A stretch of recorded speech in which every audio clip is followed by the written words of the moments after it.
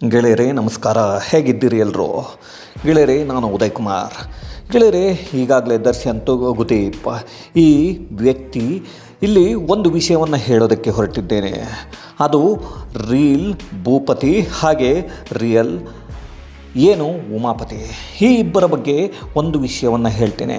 ಏಕೆಂದರೆ ಇಲ್ಲಿ ಎಲ್ಲರೂ ಬಹಳಷ್ಟು ಜನ ನಾವು ಏನು ಆಕ್ಟರ್ಗಳನ್ನ ನೋಡ್ತಾ ಇದ್ದೇವೆ, ಬಹಳಷ್ಟು ಜನ ದರ್ಶನ್ ವಿರುದ್ಧವಾಗಿ ಆಗಲಿ ಅಥವಾ ದರ್ಶನ್ನ ಮಾಡಿರ್ತಕ್ಕಂಥ ಒಂದು ಕೊಲೆಯ ಆರೋಪವನ್ನು ಹೊತ್ಕೊಂಡಿರೋದನ್ನು ಕೆಲವರು ಅದನ್ನು ಮಾಡಿದ್ದಾರೋ ಇಲ್ವೋ ಗೊತ್ತಿಲ್ಲ, ಸಮರ್ಥಿಸಿಕೊಳ್ಳುವ ರೀತಿಯಲ್ಲೂ ಮಾತಾಡ್ತಿದ್ದಾರೆ. ಮಾಡಿದರೂ ಕೂಡ ಅದು ತಪ್ಪಲ್ಲ ಅಂತ. ಆದರೆ ಇದೆಲ್ಲವನ್ನು ಮೀರಿ ಒಬ್ಬ ವ್ಯಕ್ತಿ ಮಾತ್ರ ಮಾತಾಡ್ತಿದ್ದಾರೆ. ಅವರು ಬೇರೆ ಯಾರೂ ಅಲ್ಲ, ನಿರ್ಮಾಪಕ ಉಮಾಪತಿ ಶ್ರೀನಿವಾಸ್ ಗೌಡ. ಇವರು ಈಗಾಗಲೇ ಗೊತ್ತಿದೆ, ಇವರು ಕೂಡ ನಿರ್ಮಾಣವನ್ನು ಮಾಡಿದರು ದರ್ಶನ್ ತುಗುದೀಪ್ ಅವರಿಗೆ. ಆದರೂ ಕೂಡ ಇವರು ಈ ದಿನ ಮಾತಾಡಿದ್ದು ಯಾಕೆಂದರೆ ಅವರು ಅನುಭವಿಸಿರ್ತಕ್ಕಂತಹ ಪ್ರತಿಯೊಂದು ವಿಷಯಗಳಿದೆ ಅದನ್ನು ಇಲ್ಲಿ ಎಳೆಯಾಗಿ ಬಿಚ್ಚಿಟ್ಟಿದ್ದಾರೆ. ಅದು ಏನು ಅಂತ ನಾವು ಮೊದಲಿಗೆ ನೋಡಿಕೊಂಡು ಬರಬೇಕಾಗತ್ತೆ. ಇಲ್ಲಿ 10 ಈ ಒಂದು ಡಿ ಗ್ಯಾಂಗ್ನ ಕೆಲವೊಂದು ವಿಷಯಗಳು ಇಲ್ಲಿ ನೋಡ್ಕೊಂಡು ಬರಬೇಕು. ಏನೆಲ್ಲ ನಡೆದಿದೆ, ಏನೆಲ್ಲ ಆಗಿದೆ ಅನ್ನೋದನ್ನು ನೋಡ್ಕೊಂಡು ಬರೋಣ. ಮೊದಲಿಗೆ ಡಿ ಬಾಂಬ್ 1 ಜೋರಾಗಿ ಉರಿಯೋ ದೀಪ ಆರುತ್ತೆ ಅಂತ ಗೊತ್ತಿತ್ತು ಅಂತ ಹೇಳಿಬಿಟ್ಟು ಉಮಾಪತಿ ಅವರು ಹೇಳ್ತಾರೆ. ಈ ಉಮಾಪತಿ ಅವರಿಗೆ ಇವರು ಪರಿಚಯ ಆಗಿದ್ದು ರಾಬರ್ಟ್ ಸಿನಿಮಾದ ಮುಖಾಂತರ. ಅಲ್ಲಿಯವರೆಗೂ ಇವರಿಗೂ ಕೂಡ ಗೊತ್ತಿರಲಿಲ್ಲ ಈ ದರ್ಶನ್ ಹೇಗೆ ಅಂತ. ಎಲ್ಲರೂ ಕುಡಿಯೋ ರೀತಿಯಲ್ಲಿ ನಾರ್ಮಲ್ಲಾಗಿ ಕುಡಿತಾರೆ ಅಂತ ಅಂದ್ಕೊಂಡಿದ್ರು. ಆದರೆ ಇದಾದ ನಂತರ ಆ ಒಂದು ಚಿತ್ರದ ಹುಬ್ಬಳ್ಳಿಯಲ್ಲಿ ನಡೆಯುತ್ತೆ, ಅಲ್ಲಿ ಗೊತ್ತಾಗುತ್ತೆ ಇವರು ಯಾವ ರೀತಿಯಾಗಿ ಯಾವ ಸ್ವರೂಪದಲ್ಲಿ ಕುಡಿತಾರೆ ಅಂತ ಹೇಳಿಬಿಟ್ಟು. ಕಾಟೇರ ಚಿತ್ರದ ಇವೆಂಟ್ ನಡೆಯುತ್ತೆ. ಆ ಇವೆಂಟ್ನ ಸಂದರ್ಭದಲ್ಲಿ ದರ್ಶನ್ ಇವರ ವಿರುದ್ಧವಾಗಿ ಒಂದು ಸ್ಟೇಟ್ಮೆಂಟ್ನ ಕೂಡ ಕೊಡ್ತಾರೆ. ಯಾಕಂದರೆ ಕೆಲವರು ಹೇಳಿದ್ರು, ಕತೆ ನಾನು ಮಾಡಿಸ್ದೆ, ಟೈಟಲ್ ನಾನು ಕೊಟ್ಟೆ. ಅಯ್ಯೋ ತಗಡೆ, ನಿನಗೆ ರಾಬರ್ಟ್ ಕತೆ ಕೊಟ್ಟಿದ್ದೆ ನಾವು ಈಗ. ಯಾಕಂದರೆ ಕೊಟ್ಟಿದ್ದು ಮಾಡಿದ್ದು ಹೇಳ್ಬಾರ್ದು ಭಗವಂತ. ಯಾಕಂದ್ರೆ ಇದೇ ತರ ಒಂದ್ ಕಡೆ ಸಿಗಾಕೊಂಡು ಬಾಯಿಂದ ಏಳಿಸ್ಕೊಂಡು ಬುದ್ಧಿ ಕಲ್ತಿಲ್ಲ ಅಂದ್ರೆ ನಾವು ಏನು. ಅದಾದ ನಂತರ ಉಮಾಪತಿ ಶ್ರೀನಿವಾಸ ಗೌಡ ಸಮಯ ಬರೋದ್ಲಿ ಅಂತ ಹೇಳಿಬಿಟ್ಟು ಕಾಯ್ತಾ ಇರ್ತಾರೆ. ನಡ್ಕೊಳ್ತಾ ಇದ್ದಿದ್ದ ರೀತಿ ಮತ್ತು ಇವರ ಹಾರ್ಭಟ, ಇವರ ಅಬ್ಬರ ನೋಡ್ತಾ ಇದ್ದಲ್ಲ, ನನಗೆ ಅವಾಗ ಅನಿಸಿತ್ತು, ಇಲ್ಲಪ್ಪ ಯಾಕೋ ಅದೇನೋ ಹೇಳ್ತಾರಲ್ಲ, ದೀಪ ಜೋರಾಗಿ ಉರಿತಾ ಇದೆ ಅಂದರೆ ಆರೋಗ್ಯಕ್ಕೆ ಅಂತೇಳಿ. ಬಟ್ ನಾನು ಅನ್ಕೋತಾ ಇದ್ದಿದ್ದೇನು ಅಂದರೆ, ಇಷ್ಟೆಲ್ಲ ಅಪರಾಧಗಳು ಮಾಡಿಕೊಂಡು ಹೆಂಗೆ ಅರಗಿಸ್ಕೋತಾ ಇದ್ದಾರೆ, ಹೆಂಗೆ ಕಾನೂನು ಇವ್ರನ್ನ ಬಿಡ್ತಾ ಇದೆ, ಹೆಂಗೆ ಪೊಲೀಸ್ ಇಲಾಖೆ ಸುಮ್ಮನೆ ಇದೆ. ಮೈಸೂರು ಕೇಸಲ್ಲೂ ಪೊಲೀಸ್ ಇಲಾಖೆ ಅವತ್ತು ಸಂಪೂರ್ಣವಾಗಿ ಫೇಲ್ಯೂರ್ ಆಯಿತು ಸರ್. ಅವತ್ತಿನ ಪೊಲೀಸ್ ಇಲಾಖೆ ಮೈಸೂರು ಭಾಗದಲ್ಲಿ ತುಂಬ ಸ್ಟ್ರಿಕ್ಟಾಗಿ ಮಾಡಿದ್ದಿದ್ರೆ ಇವತ್ತಿನ 2 ಜೀವಕ್ಕೆ ನ್ಯಾಯ ಸಿಕ್ಕಿರೋದು ಸರ್. 2 ಜೀವ ಹೋಗ್ತಾ ಇರಲಿ. ಹೌದು, ನಿಜ. ಉಮಾಪತಿ ಅವರು ಹೇಳ್ತಿರೋವಂಥದ್ದು ನಿಜ. ಆ ದಿನ ಸರಿಯಾದ ರೀತಿಯಲ್ಲಿ ಎಲ್ಲವೂ ನಡೆದಿದ್ದರೆ ಈ ದಿನ 2 ಜೀವಗಳು ಹೋಗ್ತಾ ಇರಲಿಲ್ಲ. ಹಾಗೆ ದರ್ಶನ್ ಅವರು ಕೂಡ ಈ ದಿನ ಈ ಒಂದು ಆರೋಪಿ ಸ್ಥಾನದಲ್ಲಿ ನಿಂತ್ಕೊಳ್ತಾ ಇರಲಿಲ್ಲ, ಹಾಗೆ ಜೈಲಿನಲ್ಲಿ ಇರ್ತಾ ಇರಲಿಲ್ಲ. ಆದರೆ ಇದೆಲ್ಲವನ್ನು ಮಾಡದ ಪರಿಣಾಮ ಹಾಗೆ ಪೊಲೀಸರ ಅವತ್ತಿನ ನಿರ್ಲಕ್ಷ್ಯತನ ಏನಿದೆ, ಇದು ಈ ದಿನ ಇಲ್ಲಿಗೆ ತಂದು ನಿಲ್ಲಿಸಿದೆ ಅಂತ ಹೇಳಿಬಿಟ್ಟು ಉಮಾಪತಿ ಅವರು ಹೇಳ್ತಾರೆ. ಗೌರ್ಮೆಂಟ್ ಅವರು ಲೈಸೆನ್ಸ್ ವೆಪನ್ ಬರೆ ಕೊಟ್ಟಿದ್ರು, ಎಲ್ಲ ಸಾಲದಿದ್ದಕ್ಕೆ ಎಲೆಕ್ಷನ್ ಟೈಮಲ್ಲಿ ಎಕ್ಸಾಮ್ಷನ್ ಲಿಸ್ಟಲ್ಲಿ ಬೇರೆ ಇವ್ರ ಹೆಸರಿತ್ತು, ಪ್ರದೋಷ್ ಲಿಸ್ಟ್ ಇತ್ತು. ನನಗೆ ಅದು ಆಶ್ಚರ್ಯ.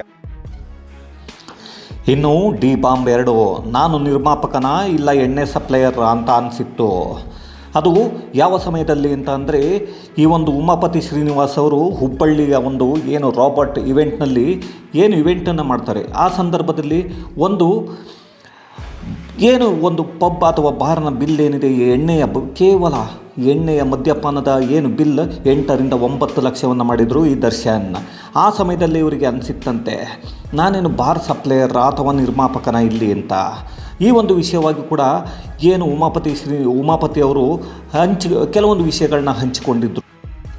ಹುಬ್ಳಿಯಲ್ಲಿ ಈವೆಂಟ್ ನಡೀತದೆ ಸರ್. ಆ ಹುಬ್ಳಿ ಈವೆಂಟ್ಗೆ ಒಂದು ಹೈದರಾಬಾದ್ ಬೇಸ್ಡ್ ಕಂಪ್ನಿ ನಮ್ಮ ಜೊತೆಲಿ ಟೈಅಪ್ ಆಗ್ತದೆ, ಎಲ್ಲ ಆಗ್ತದೆ. ನಾವು ದೊಡ್ಡ ಹೋಟ್ಲು ಮಾಡ್ತೀವಿ ಸರ್. ಅವತ್ತು ಕುಡ್ದಿದ್ದ ಬಿಲ್ಲು 8-9 ಲಕ್ಷ ಕಟ್ತೀವಿ ಸರ್ ನಾವು. ಅದಿದ್ರೂ ಕೂಡ ನನಗೆ ಅವ್ರಿಗೆ ಗಲಾಟೆ ಆಗ್ತದೆ, ಏನಂತ, ನಮಗೆ ಎಣ್ಣೆ ಕಡಿಮೆ ಆಯಿತು ಅಂತ. ಸರ್ ನಿಜವಾಗ್ಲೂ ಅವತ್ತು ಅನ್ಸ್ಬಿಡ್ತು, ನನಗೆ ಯಾಕೆ ಬೇಕಾಗಿತ್ತು, ರಾಜ್ ನಂಗಿದ್ದ ಈ ಸಿನಿಮಾ ಮಾಡಿಬಿಟ್ಟು ಎಣ್ಣೆ ಸಪ್ಲೈಯರ್ ಆಗ್ಬಿಟ್ಟೆ ಅಂತೇಳಿ ದೊಡ್ಡ ಗಲಾಟೆ ನಡೀತದೆ. ಅವತ್ತು ಹರಿಕೃಷ್ಣ ಸರು ಇಬ್ಬರಿಗೂ ಸಮಾಧಾನ ಮಾಡ್ತಾರೆ, ಬಿಡಿ ತಲೆ ಕೆಡಿಸು, ಅವ್ರಿಗೂ ಹೇಳ್ತಾರೆ, ನನಗೂ ಹೇಳ್ತಾರೆ.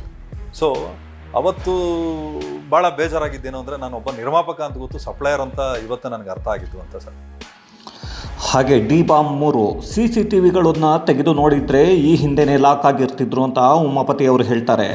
ಯಾಕೆಂದರೆ ಮೈಸೂರಿನಲ್ಲಿ ನಡೆದಂತಹ ಏನು ಸಂದೇಶ್ ದಿ ಪ್ರಿನ್ಸ್ ಹೋಟೆಲ್ನಲ್ಲಿ ನಡೆದಂತಹ ಒಂದು ಘಟನೆ, ಹಾಗೆಯೇ ಏನು ತನ್ನ ಪತ್ನಿಯ ಮೇಲೆ 2011ರಲ್ಲಿ ನಡೆಸಿದ್ದಂತಹ ಹಲ್ಲೆಯ ಘಟನೆ, ಇದೆಲ್ಲವನ್ನು ಆ ದಿನವೇ ಅವರು ಸರಿಯಾಗಿ ಪರಿಶೀಲಿಸಿದರೆ ಪೊಲೀಸರು ಈ ದಿನ ಏನು ಈ ಘಟನೆಗಳು ನಡೆದಿದೆ ಇದು ಯಾವುದು ನಡೀತಾ ಇರಲಿಲ್ಲ. ಆ ದಿನವೇ ಅವರು ಲಾಕ್ ಆಗ್ತಿದ್ರು. ಆದರೆ ಪೊಲೀಸರು ಇದು ಯಾವುದನ್ನು ಪರಿಶೀಲನೆಯನ್ನು ಮಾಡಲಿಲ್ಲ ಆ ದಿನ.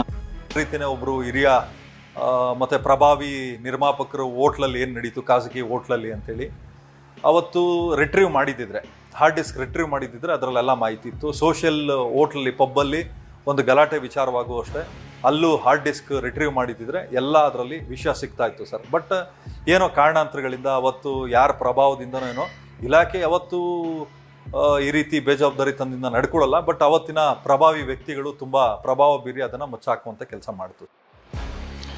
ಇನ್ನು DBOM-4 ಅವರು ಮಾಡಿದ್ದಕ್ಕೆಲ್ಲದಕ್ಕೂ ಜೈ ಜೈ ಅಂತಿರಲಿಲ್ಲ. ನಾನು ಬೇರೆ ಪ್ರೊಡ್ಯೂಸರ್ ಹಾಗೆ ನಾನು ಜೈ ಜೈ ಅಂತಿರಲಿಲ್ಲ. ನನ್ನದೇನಿದ್ರು ನೇರ ನುಡಿ ನೇರ ನಡೆ.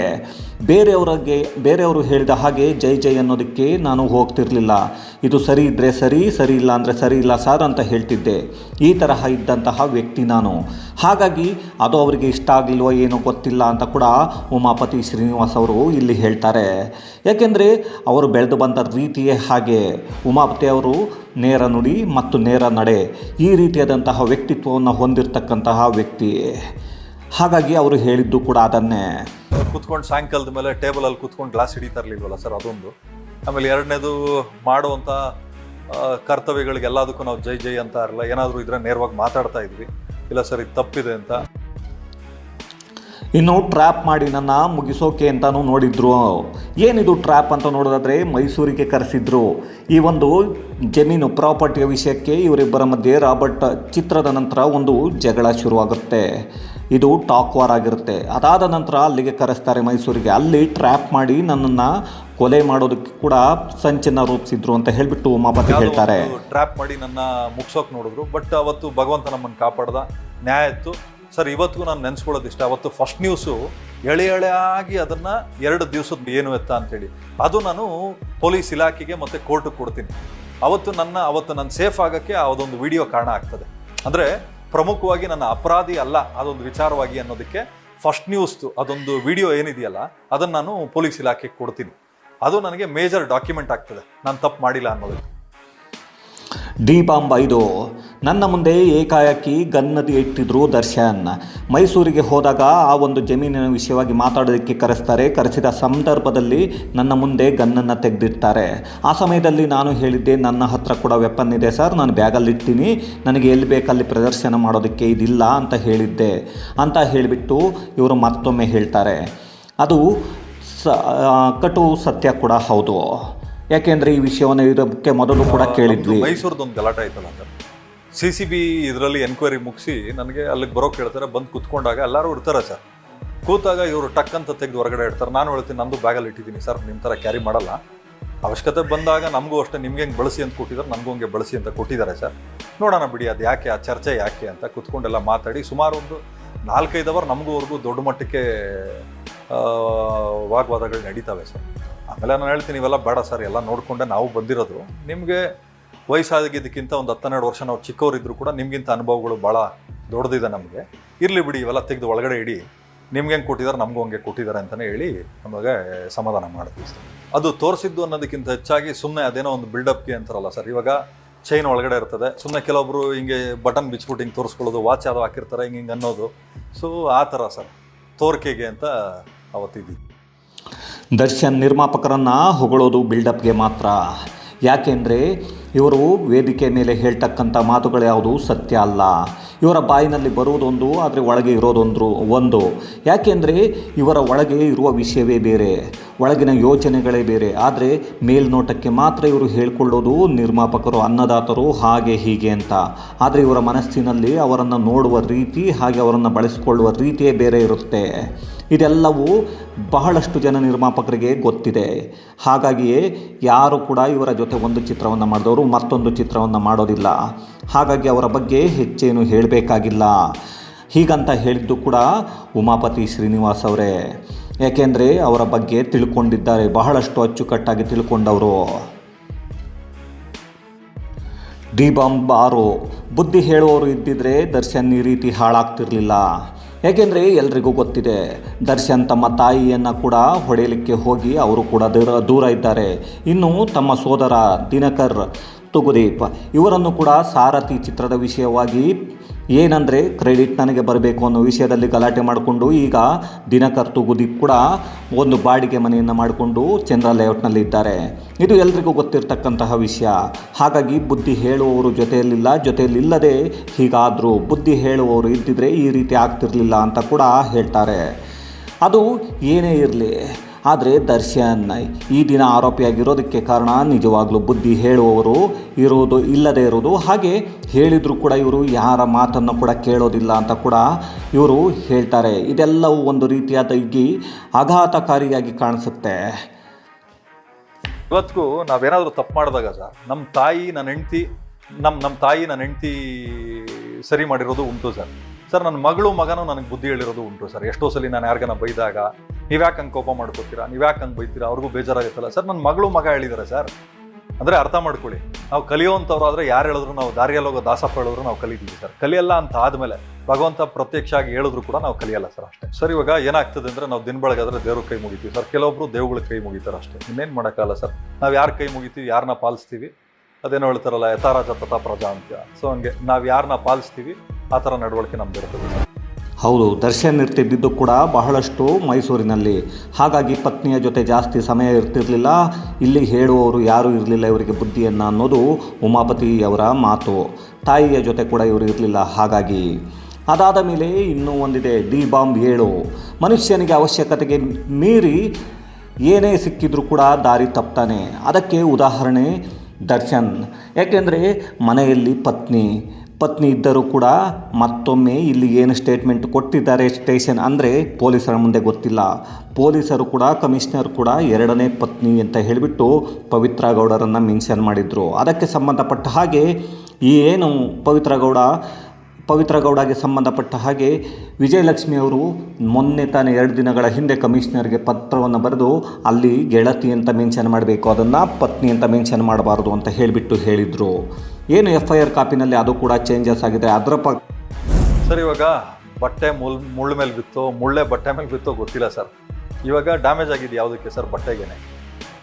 ಸೊ ಇಲ್ಲಿ ತಮಗೆ ಗೊತ್ತಿರಬೇಕು ಯಾವ್ದು ಮುಳ್ಳು ಯಾವ್ದು ಬಟ್ಟೆ ಅಂತ ಸರ್. ನಾನು ಪರ್ಸನಲ್ ಮ್ಯಾಟ್ರ್ ಮಾತಾಡೋಕ್ಕೋಗಲ್ಲ, ಆ ಅಧಿಕಾರ ನಮಗಿಲ್ಲ, ಮಾತಾಡಲೂಬಾರ್ದು ನಾವು. ಬಟ್ ಅವ್ರವ್ರಿಗೆ ಗೊತ್ತಿರಬೇಕಾಯ್ತು ಸರ್. ನಾನು ಈಗಾಗಲೇ ಹೇಳಿದೆ, ಅಡುಗೆಗೆ ಉಪ್ಪು ಹುಳಿ ಖಾರ ಎಷ್ಟರಲ್ಲಿರ್ಬೇಕು ಅಷ್ಟರಲ್ಲಿರಬೇಕು ಅಂತ. ಹಂಗೆ ಸ್ನೇಹಿತರುಗಳನ್ನ ಎಷ್ಟು ಇಟ್ಕೋಬೇಕು, ಮತ್ತು ಗೆಳತಿಯರನ್ನ ಎಷ್ಟು ಹಿಡ್ಕೋಬೇಕು, ಗೆಳೆಯರನ್ನ ಎಷ್ಟು ಹಿಡ್ಕೋಬೇಕು, ಶತ್ರುಗಳನ್ನ ಎಷ್ಟು ಜನ ಮಾಡ್ಕೋಬೇಕು, ನಾನು ಎಷ್ಟು ಕುಡಿಬೇಕು ಅನ್ನೋದ್ರ ಅರಿವು ಅವ್ರಿಗಿರ್ಬೇಕಾಗಿತ್ತು ಸರ್. ಮನುಷ್ಯನಿಗೆ ಅವಶ್ಯಕತೆಗೊಮ್ಮಿರು ಏನು ಬಂದರೂ ಅಷ್ಟೇ ಸ್ವಲ್ಪ ಆ ಕಡೆ ಈ ಕಡೆ ದಾರಿ ತಪ್ಪೋದ್ರಲ್ಲಿ ಇದೇ ಇಲ್ಲ ಸರ್.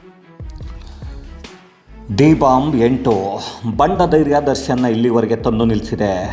ಏಕೆಂದರೆ ಕೇವಲ ಧೈರ್ಯ ಇರಬೇಕು, ಅದು ಕೆಲಸಕ್ಕೆ ಬರುವಂತಿರಬೇಕು. ಇಲ್ಲವಾದಲ್ಲಿ ಈ ರೀತಿಯಾದಂತಹ ಪರಿಸ್ಥಿತಿಗಳನ್ನ ನಾವು ಎದುರಿಸಬೇಕಾಗತ್ತೆ. ಅವರಿಗೆ ಇದ್ದಂತಹ ಬಂಡ ಧೈರ್ಯ, ನಾನು ಏನು ಮಾಡಿದರೂ ನಡೆಯುತ್ತೆ ಅಂತಕ್ಕಂತಹ ಯೋಚನೆಗಳು ಅವರನ್ನು ಈ ದಿನ ಇಲ್ಲಿಗೆ ತಂದು ನಿಲ್ಲಿಸಿದೆ. ಯಾಕೆಂದರೆ ನಾನು ಏನನ್ನು ಮಾಡಿದ್ರೂ ಗೆದ್ಕೊಂಡು ಬರ್ತೀನಿ, ನನ್ನನ್ನು ಮುಟ್ಟೋರು ಯಾರೂ ಇಲ್ಲ ಅನ್ನುವ ಯೋಚನೆಗಳೇ ಅವರನ್ನು ಈ ದಿನ ಇಲ್ಲಿಗೆ ತಂದು ನಿಲ್ಲಿಸಿದೆ ಅಂದರೂ ಕೂಡ ತಪ್ಪಾಗಲಿಕ್ಕಿಲ್ಲ. ಇದೆಲ್ಲವನ್ನು ನೋಡಿಕೊಂಡು ಹೋದಾಗ ಉಮಾಪತಿಯವರು ಹೇಳುವಂಥದ್ದು ಕೂಡ ಸತ್ಯ. ಅವರ ಬಂಡ ಧೈರ್ಯ, ಹಾಗೆಯೇ ಅವರಿಗೆ ಬುದ್ಧಿ ಹೇಳುವವರು ಜೊತೆಯಲ್ಲಿ ಇಲ್ಲದೇ ಇರುವುದು, ಹೇಳಿದರೂ ಕೂಡ ಯಾರ ಮಾತನ್ನು ಕೇಳದೇ ಇರುವುದು, ಇದೆಲ್ಲವೂ ಸತ್ಯ ಅಂತ ಕೂಡ ಅನಿಸುತ್ತೆ. ಈ ಬಗ್ಗೆ ಉಮಾಪತಿಯವರು ಕೂಡ ಏನು ಹೇಳಿದರು ನೋಡಿ. ಯಾರಿಗೆ ಎಷ್ಟು ಪ್ರಾಮುಖ್ಯತೆ ಕೊಡ್ತಾರೆ ಅನ್ನೋದ್ರ ಮೇಲೆ ಹೋಗ್ತದೆ ಸರ್. ಈಗ ಅಂತ ಹೇಳೋದು ಸರ್, ಅವ್ರವ್ರ ಏನು ತಿಂತಾರೆ, ಏನು ಅರಗಿಸ್ಕೋಬೇಕು ಅನ್ನೋ ಅರಿವು ಅವ್ರಿಗಿರ್ಬೇಕಾಗ್ತದೆ. ಇವಾಗ ನಾನೇನೋ ತಿಂತೀನಿ, ನನಗೇನೋ ಅರಗಿಸ್ಕೋತೀನಿ ಅಂತ ಇದ್ದಂಗೆ ಅವ್ರಿಗೂ ಅದು ಸೆಟ್ ಆಗಬೇಕಲ್ಲ ಸರ್. ಬಟ್ ಏನೋ ಅವ್ರಿಗೆ ಅವಶ್ಯಕತೆಗೂ ಮೀರಿ ಏನೋ ಸಿಕ್ತು ಅಂತ ನಾನು ಭಾವಿಸ್ತೀನಿ. ಹೇಳು ಬೀಳುಗಳನ್ನೆಲ್ಲ ತಾವು ನೋಡ್ಕೊಂಡು ಬಂದಿದ್ದೀರಿ. ನನಗೆ ಎಷ್ಟು ಗೊತ್ತಿದೆ ನಿಮಗೂ ಅಷ್ಟೇ ಗೊತ್ತಿರ್ತದೆ. ಬಟ್ ನನಗೆ ಗೊತ್ತಿರೋ ಪ್ರಕಾರ ಏನು ಅಂದರೆ, ಅದೇನೋ ಹೇಳ್ತಾರಲ್ಲ, ಬಂಡ ಧೈರ್ಯ ಈ ಮಟ್ಟಕ್ಕೆ ಮಾಡಿದೆ ಅಂತ. ಅಂದರೆ ಏನು ತಿಂದರೂ ನಾನು ಅರಗಿಸ್ಕೋತೀನಿ, ಏನು ಮಾಡೋದು ನಾನು ಬಚಾವಾಗ್ತೀನಿ ಅನ್ನೋದೊಂದು. ಆಮೇಲೆ ಇದೊಂಥರ ಹೆಂಗೆ ಅಂದರೆ, ಯಾವತ್ತೂ ಅಷ್ಟೇ ಮನುಷ್ಯ ಬೆಳೀತಾ ಸ್ವಲ್ಪ ತಗ್ಗಿ ಬಗ್ಗೆ ನಡಿಬೇಕಾಗ್ತದೆ. ಒಂದು ಒಳ್ಳೆ ಗುರು ಇರಬೇಕು, ಮುಂದೆ ಒಳ್ಳೆ ಗುರಿ ಇರಬೇಕಾಗ್ತದೆ. ಇಲ್ಲದೆ ಇರೋರೆಲ್ಲ ಸ್ವಲ್ಪ ಈ ಕಡೆ ಆದಿ ತಪ್ತಾ ಇರ್ತಾರೆ.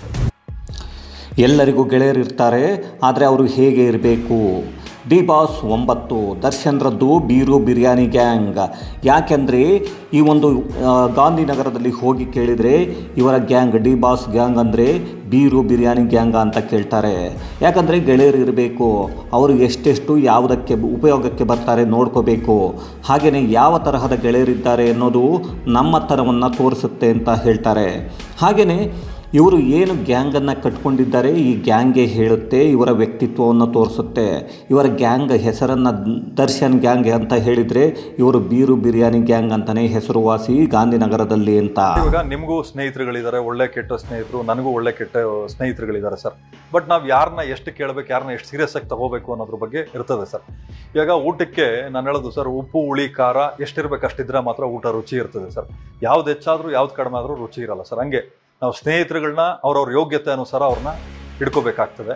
ಸದಾಕಾಲ ನಾನು ಹೇಳಿದ್ನಲ್ಲ ಸರ್, ಕೆಲಸ ಮಾಡುವಂಥವ್ರು ಪಾಪ ಮೈಕೈ ನೋಗಿ ಅಂತ ಕುಡಿತಾರೆ. ಕುಡಿಯೋಕೆ ಅಂತಲೇ ಬದುಕಿರೋರು ಆದ್ರಾಗ ಏನಾಗ್ತದೆ, ಕೆಲವೊಬ್ರು ನನಗೆ ಯಾರೋ ಹೇಳ್ತಾರೆ ಪೊಲೀಸ್ ಇಲಾಖೆ ಸ್ನೇಹಿತರು, ಏನು ಅಂದರೆ ಇದ್ಯಾದ್ರಿ ಇದು ಬೀರು ಬಿರಿಯಾನಿ ಗ್ಯಾಂಗು ಅಂತ.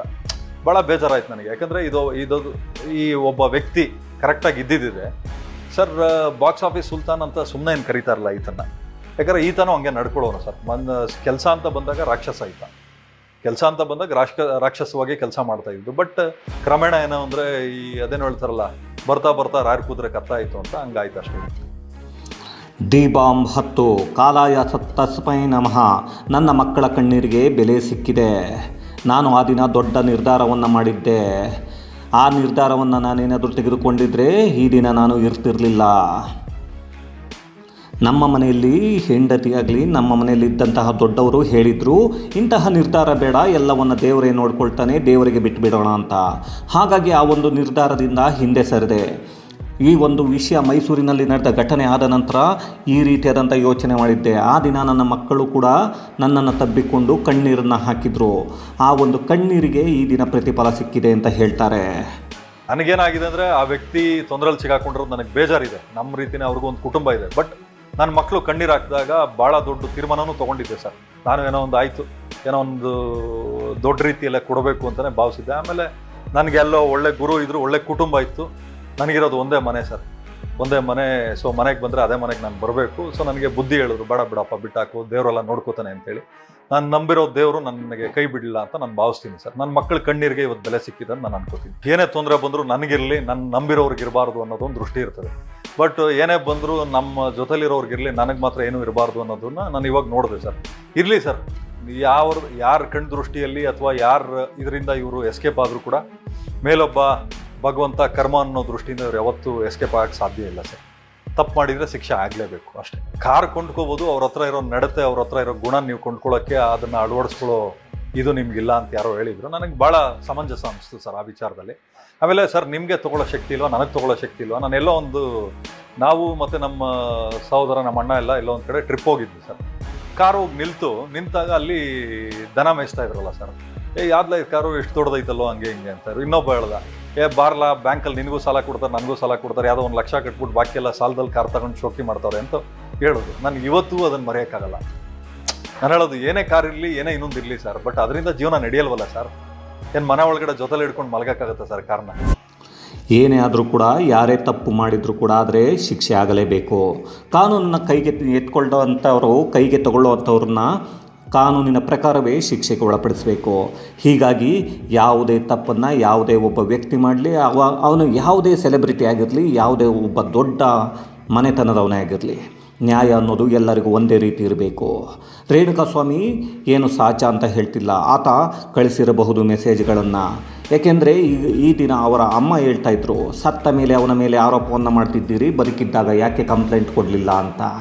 ಅದಕ್ಕೆ ಇವರು ಏನು ಉತ್ತರವನ್ನು ಕೊಡ್ತಾರೋ ಗೊತ್ತಿಲ್ಲ. ಈ ಒಂದು ವಿಡಿಯೋದ ಬಗ್ಗೆ ತಮಗೆ ಏನು ಅನ್ನಿಸ್ತು ಅನ್ನೋದನ್ನು ಕಮೆಂಟ್ ಮಾಡಿ.